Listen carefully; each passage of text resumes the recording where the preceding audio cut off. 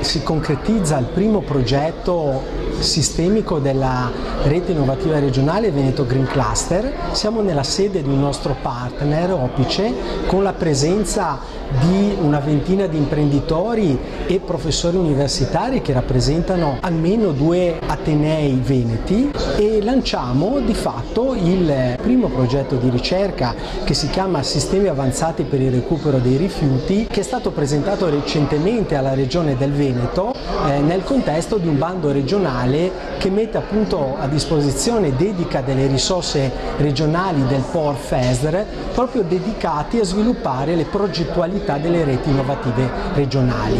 Quindi oggi avviamo questa grande prima esperienza nella speranza chiaramente poi di proseguirla e di incrementarla sicuramente con altre progettualità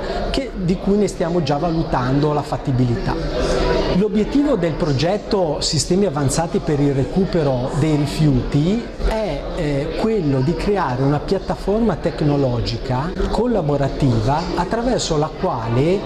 le imprese, le università e tutti coloro che pensano di poter valorizzare un prodotto, uno scarto, un cosiddetto secondario, potrebbe essere uno scarto di lavorazione, potrebbe essere un sottoprodotto, potrebbe essere un cosiddetto rifiuto destinato al conferimento. Bene, all'interno di questa piattaforma si possono trovare delle soluzioni già esistenti oppure soluzioni da sviluppare, da sperimentare per valorizzare questo cosiddetto rifiuto e farlo diventare un plus per l'azienda addirittura. Quindi in quella famosa logica dell'economia circolare,